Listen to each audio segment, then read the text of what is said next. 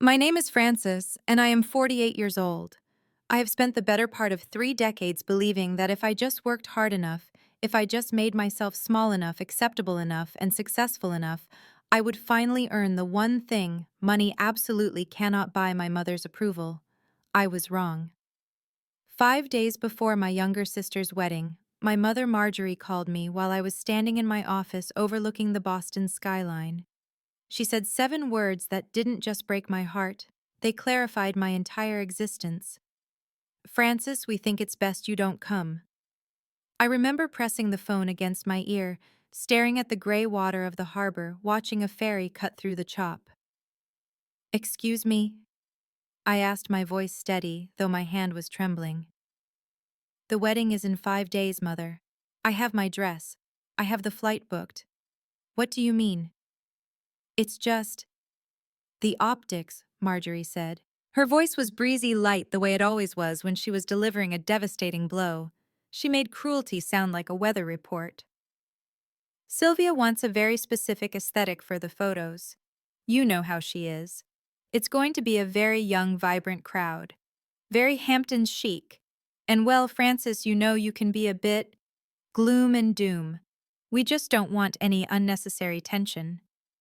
"Tension," I repeated. I haven't said a cross word to Sylvia in 2 years. "It's not what you say, dear. It's your presence." She sighed as if explaining quantum physics to a toddler. "You carry this heavy energy. It puts people on edge. Besides, we have the senator coming, and several of Walter's golf partners from the club. We need everything to be perfect. Sylvia deserves perfect. You understand, don't you?" I understood perfectly. I understood that heavy energy was code for, "You remind us of the things we want to forget." I understood that aesthetic was code for the fact that I didn't look like them, didn't act like them, and refused to play the role of the fawning, grateful daughter anymore. "So I'm uninvited," I said. "To my own sister's wedding, after I paid for the bridal shower venue." "Oh, don't be gauche, Francis. Bringing up money is exactly why you don't fit in with this crowd." Marjorie snapped, her tone hardening. "We'll tell everyone you came down with that flu that's going around. It's cleaner that way. Just send a gift. Something nice. Don't embarrass us." The line went dead. I stood there in my corner office, surrounded by mahogany bookshelves and the quiet hum of high finance success, holding a phone that felt like a brick.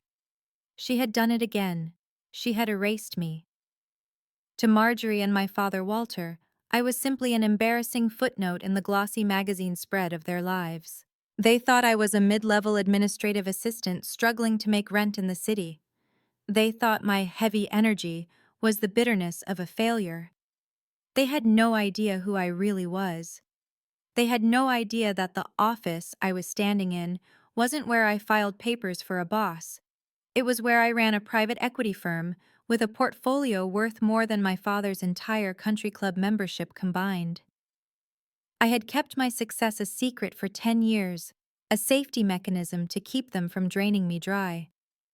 But as I looked at my reflection in the glass-tailored suit, Pearl's eyes that had seen too much, I realized the time for secrets was over. If they wanted optics, I would give them optics.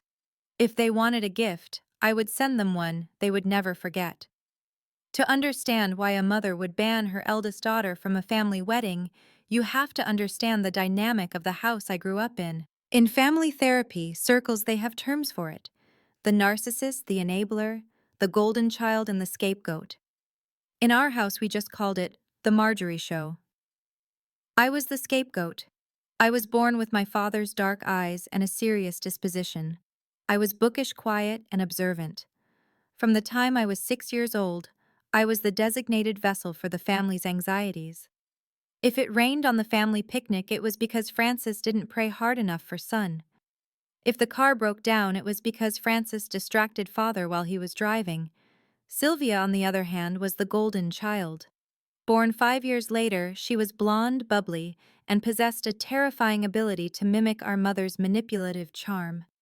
Sylvia could set the living room drapes on fire, and Marjorie would coo about her creative spirit.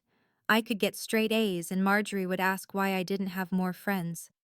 "You're just so intense, Francis," became the refrain of my adolescence. "Why can't you be light like Sylvia?" I remember my 16th birthday vividly. I didn't want a party. I just wanted to go to a bookstore in the city and maybe have a nice dinner.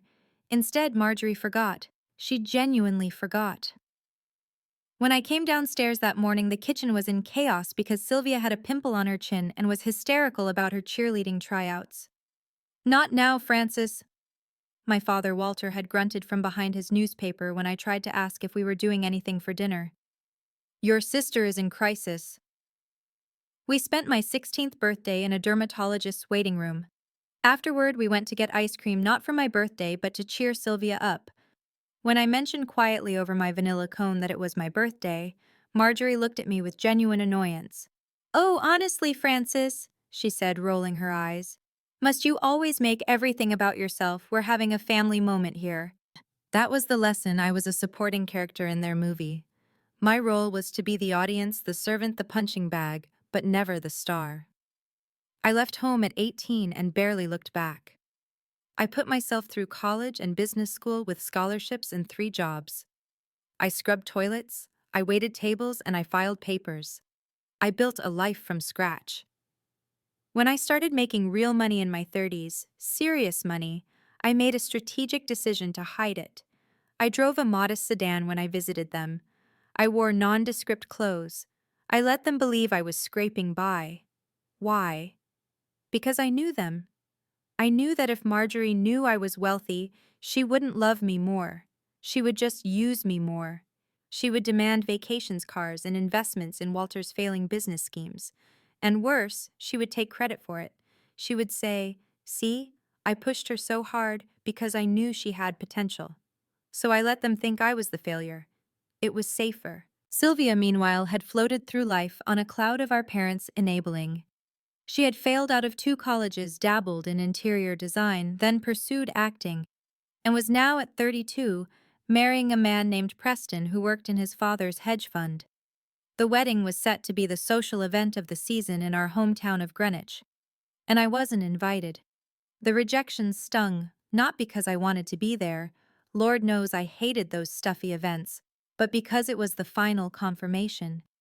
Even after 48 years, I wasn't part of the family. I was a prop that had been discarded because it didn't match the curtains. I sat down in my leather executive chair and took a deep breath. The view of Boston was usually calming, but today the gray sky matched the storm inside my chest. I needed to talk to someone who understood, someone who knew the whole story. I dialed Virginia. Virginia was technically my former boss, but in reality, she was the mother I should have had. She was 70 years old, sharp as a tack, and wealthy in a way my parents could only dream of.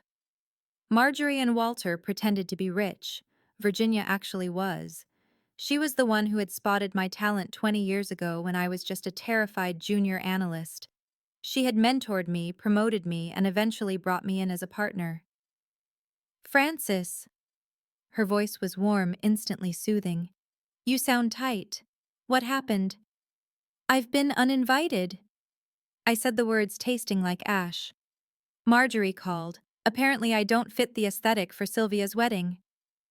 There was a silence on the other end, followed by the distinct sound of a porcelain teacup being set down very hard on a saucer. "She did not," Virginia said, her voice dropping to a register that terrified boardrooms across the East Coast. "She did. She said I caused tension. She said she'd tell people I have the flu." "That woman," Virginia seethed. "That absolute vacuum of a human being. Francis, tell me you aren't upset. Tell me you know this is a reflection of her insecurity, not your worth." "I know," I said, rubbing my temples. "Intellectually, I know, but it still hurts, Virginia. I'm 48 years old, and I feel like the little girl standing in the kitchen while everyone fawns over Sylvia. They erase me." "Then stop letting them," Virginia said firmly. "Stop hiding Francis.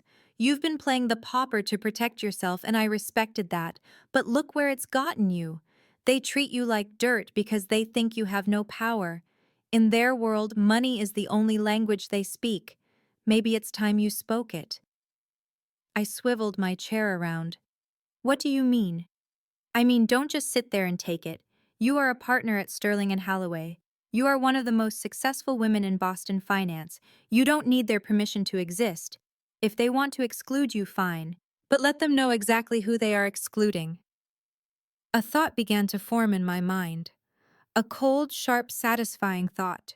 Marjorie had asked for a gift. She had told me not to embarrass them. She told me to send a gift, I said slowly. Something nice. Did she? Virginia let out a dry laugh. Well then, I think you should comply. I think you should send a very generous gift, the kind of gift that makes a statement. I looked at the checkbook sitting on my desk. It wasn't my personal account. It was the one connected to my private trust, the one with the heavy watermarked paper. They think I'm a secretary, Virginia. They think I live in a studio apartment in Somerville. Let them think that right up until the moment Sylvia opens the envelope, Virginia said. You know their financial situation better than anyone. I've seen the public records, Francis. Walter is leveraged to the hilt. This wedding is likely costing them money they don't have. They're doing it for show. She was right. I knew my father took out a second mortgage on the house last year. I knew they were drowning in debt to keep up appearances. I'm going to write a check, I said, my voice steadying. A big one. How big? Big enough to pay for the wedding, big enough to pay off Sylvia's student loans, big enough to be a down payment on a house in Greenwich. And puis? Virginia prodded. And her?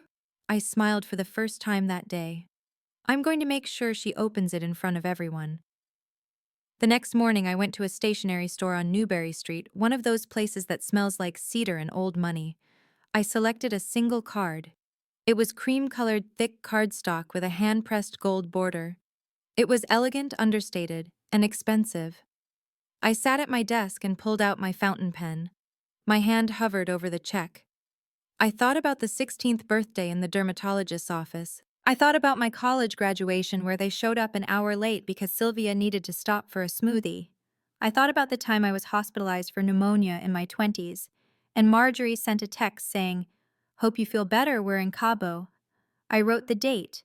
I wrote Sylvia Thatcher. And then on the line for the amount I wrote $100,000. $100,000. To me, it was a significant sum, but it wouldn't change my lifestyle. To them, it was a lifeline. It was salvation. It was more money than Sylvia had ever seen in her life. But the check was just the vehicle.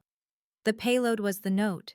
Inside the card, in my neatest cursive, I wrote, "Dear Sylvia, Mother called and explained that my presence at the wedding would disrupt the aesthetic and cause tension, so I am respecting her wishes and staying away.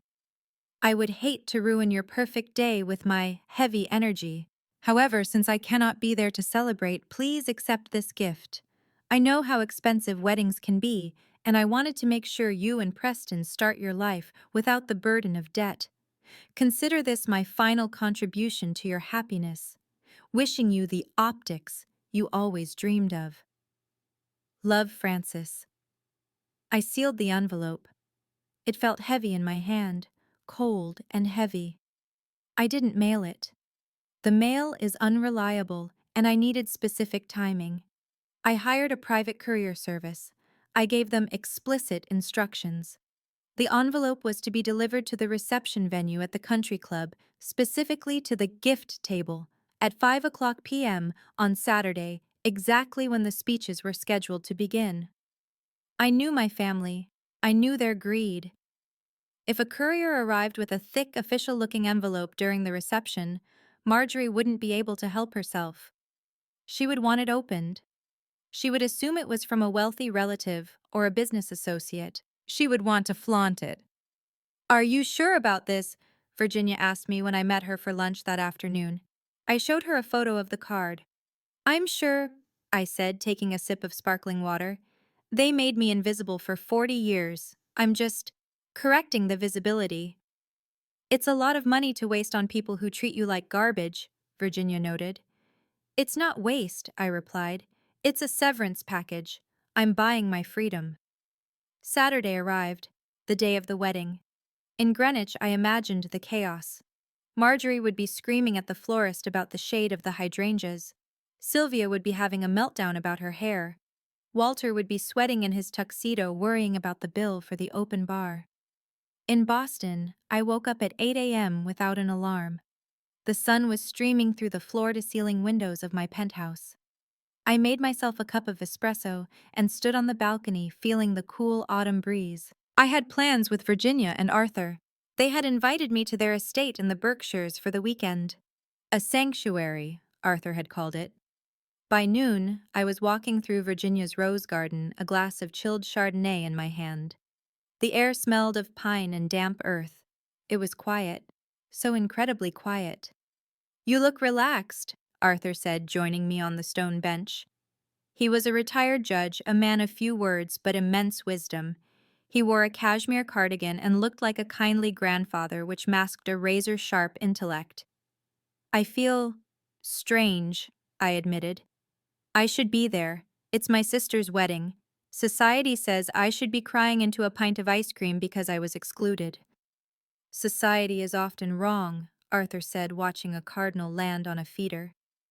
"Blood makes you related, Francis. Loyalty makes you family. Those people, they share your DNA, but they don't share your values.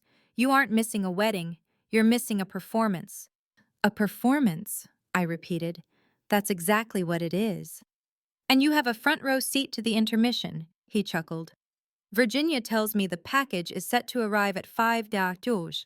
I checked my watch. It was 2:30 p.m. "Yes, the ceremony should be over by now. They'll be taking photos.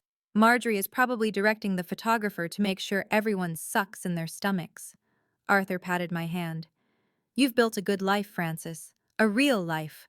Don't let their fake one drag you down. Today is just a day. Tomorrow you're still the woman who built a firm from the ground up." We spent the afternoon playing chess in the library. I lost twice, but I didn't mind. I was warm, I was fed, I was respected. I was with people who didn't care about my aesthetic, but cared about my mind and my heart. But as the clock ticked closer to 5 p.m., a knot of adrenaline tightened in my stomach. I kept my phone on the table. I had an informant, my cousin Bernice. Bernice was the black sheep of her side of the family, divorced twice, outspoken, and the only person in the clan who had ever sent me a birthday card on time. She knew about the ban. She didn't know about the check, but I had asked her to text me. Bernice, 3:15 p.m. Ceremony was long. Sylvia's vows were basically a monologue about how pretty she is. Marjorie is wearing white. I repeat, the mother of the bride is wearing a cream gown that is basically a wedding dress. Yikes. Bernice, 4 p.m. Cocktail hour. Open bar is top shelf, but the appetizers are skimpy. Uncle Walter looks like he's about to have a stroke every time a cork pops. Tension is high. Bernice, 4:45 p.m. We're being seated for dinner. Speech is starting soon. Why am I sitting next to the bathroom? Oh, right, because I'm family. I stared at the phone. 4:58 p.m. The courier would be walking in right about now. Bernice, 5:05 p.m. Something is happening. A guy in a uniform just walked in with a massive envelope. He bypassed the gift table and went straight to the head table. Marjorie looks like she thinks it's a summons. Wait, no, she sees the gold seal. Now she looks excited. I could see it. I could close my eyes and see the ballroom of the Greenwich Country Club. The chandeliers, the overpriced centerpieces, the low murmur of gossip. Marjorie would be at the center of the head table holding court. The courier would have handed the envelope to Sylvia or Preston. But Marjorie would intervene. She always did.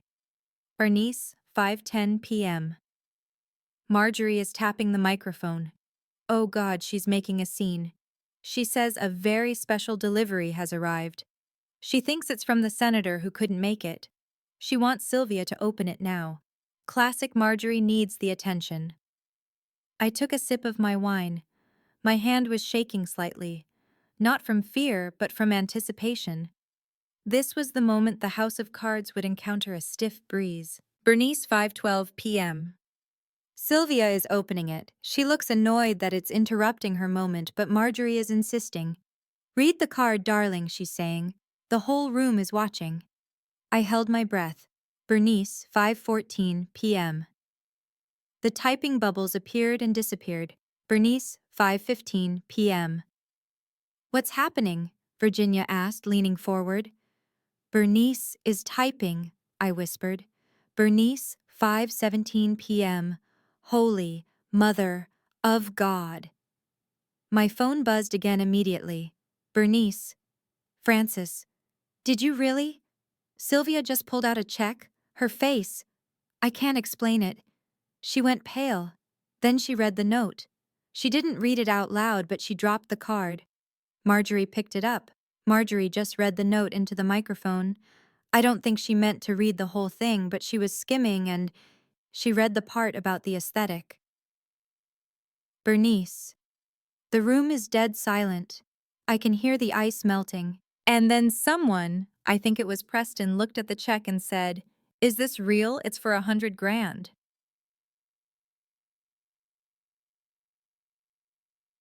Janice. Francis. The room just exploded. I let out a breath I didn't know I was holding. The bomb had detonated. Marjorie had read the words "Mother called" and explained that my presence would disrupt the aesthetic. She had admitted publicly in front of the senator, in front of the golf partners, in front of the elite of Greenwich, that she had banned her own daughter for being ugly/unwanted. And then that unwanted daughter had dropped $100,000 on the table. The juxtaposition was lethal. It painted me as the saint, and them as the shallow, cruel monsters they were. And it revealed that the failure daughter was the only one with real assets. The text messages from Bernice stopped coming, replaced by a phone call. I answered on speaker so Virginia and Arthur could hear. Francis. Bernice's voice was a hushed whisper, breathless.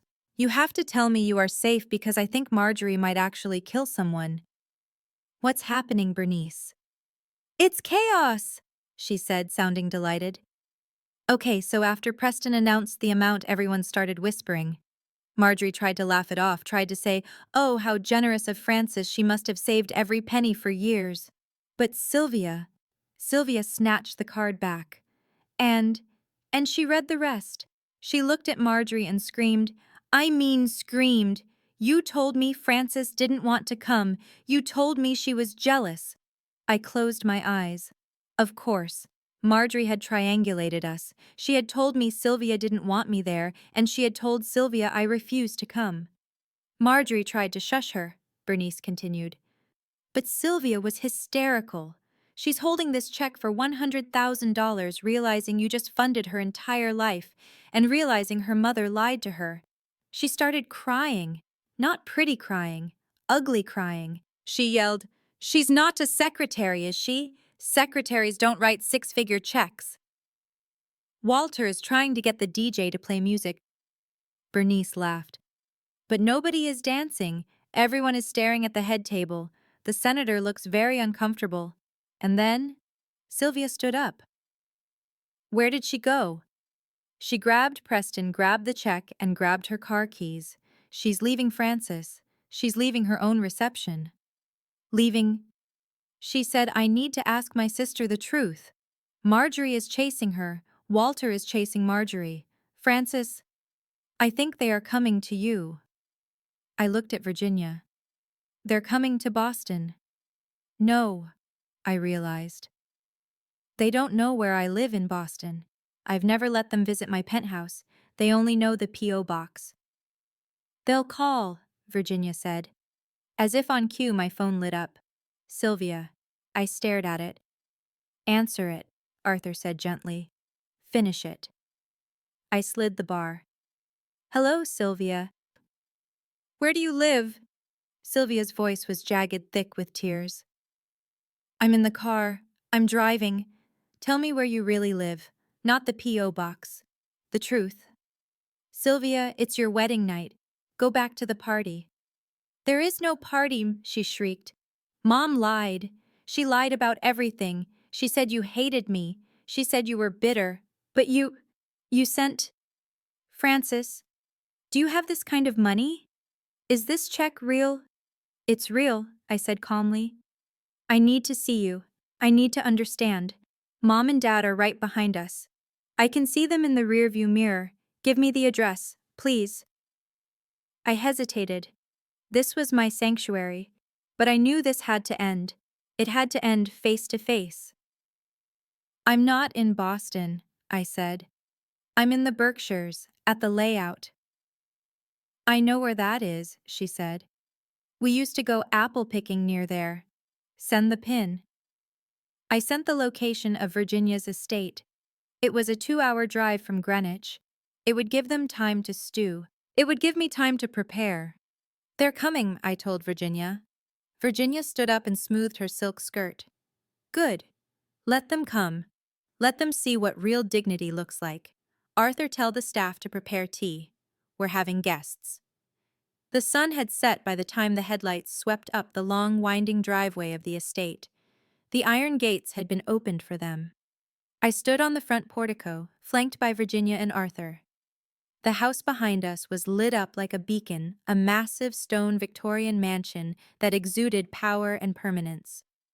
The first car to screech to a halt was a white convertible, Sylvia's getaway car. She stumbled out still in her wedding dress, the hem stained with mud.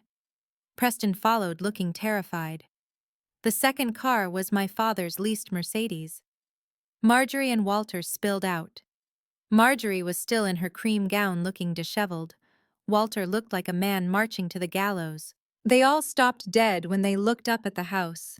They looked at the stone lions. They looked at the 3 stories of illuminated windows. They looked at the immaculately manicured grounds. "Whose house is this?" Marjorie demanded, her voice shrill in the night air. "Francis, whose house is this? You can't be working here as a maid, surely." "This is my home," Virginia said, stepping forward. Her voice projected effortlessly.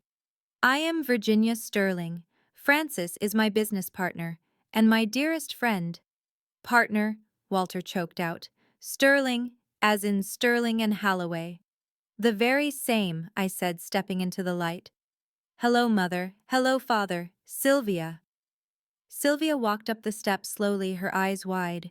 She looked at me, really looked at me for the first time in years. She saw the cashmere sweater I was wearing, the posture, the lack of apology in my eyes.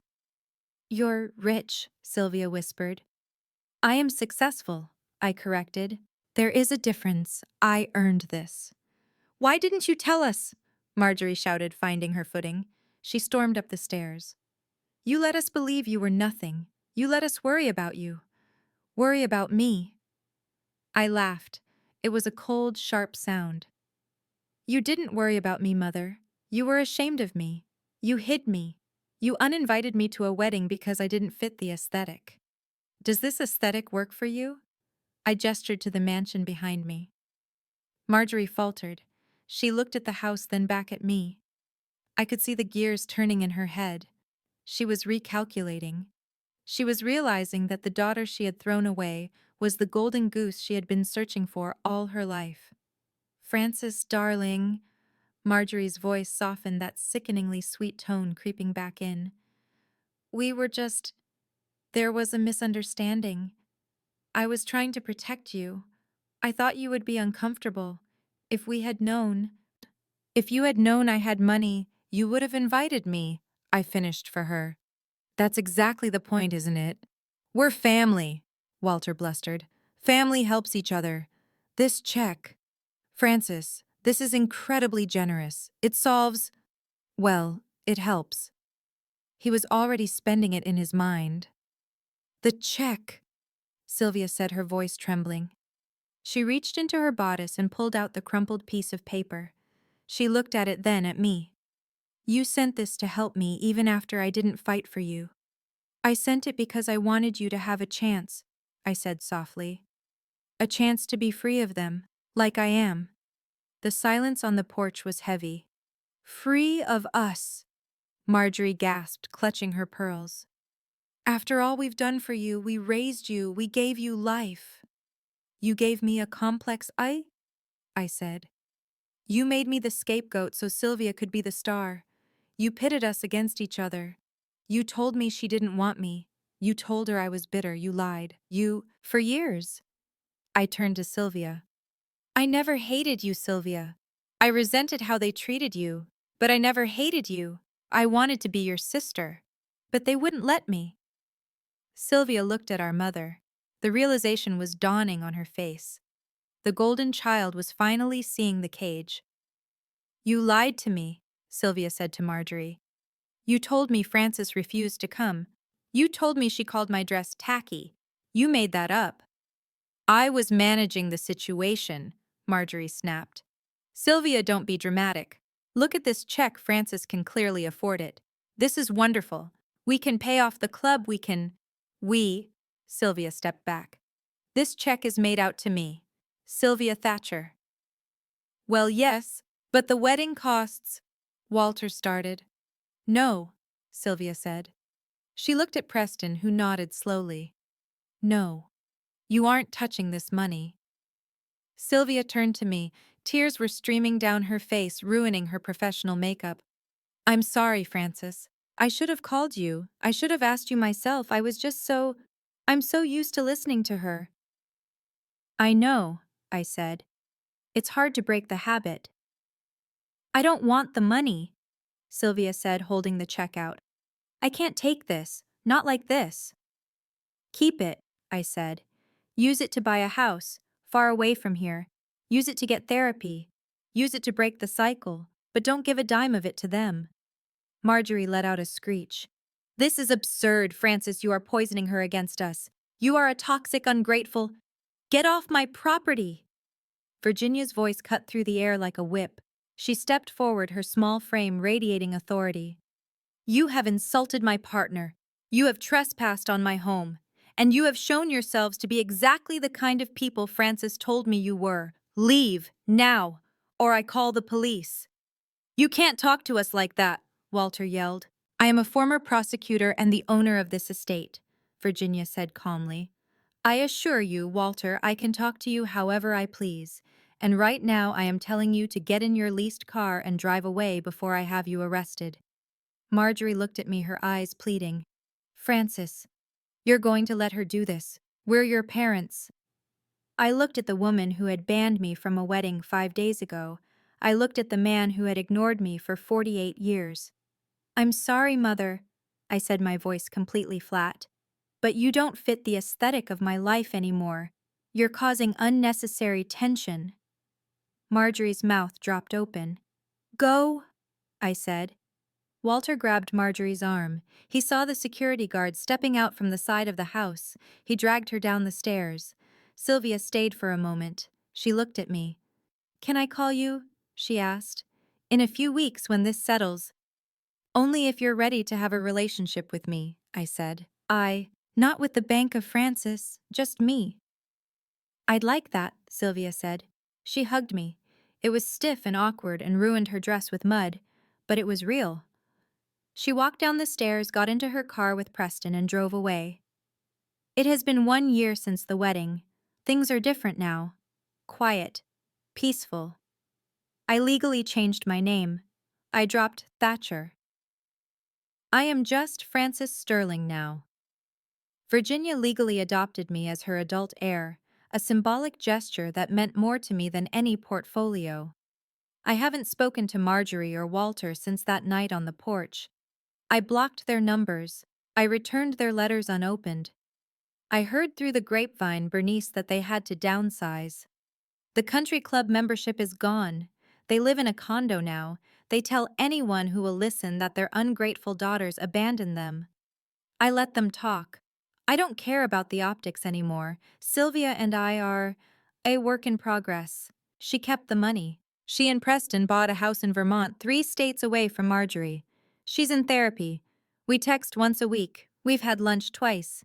It's tentative, and we are learning how to be sisters at 49 and 33. We have a lot of unlearning to do. She apologized for the 16th birthday. I apologized for staying away so long. I still work at the firm, but I take more vacations now. I spend my weekends at the estate with Virginia and Arthur. We garden, we play chess, we drink good wine and laugh about nothing. I learned that family isn't about who sits at the head table at your wedding. It's about who stands beside you when the party is over. It's about the people who see your value when you are wearing a t-shirt and jeans, not just when you are writing a check. I spent my whole life trying to buy my parents' love with obedience and then with success. But the envelope didn't buy their love. It just exposed their bankruptcy, moral and emotional. And for the first time in my life, I am not the scapegoat. I am not the failure. I am Francis. And I am finally, truly home. Thank you so much for reading this story. It's a heavy one, but I think many of us can relate to the feeling of trying to please people who are committed to misunderstanding us. I have a question for you all. If you were in Francis's position, would you have given Sylvia the $100,000, or would you have just walked away?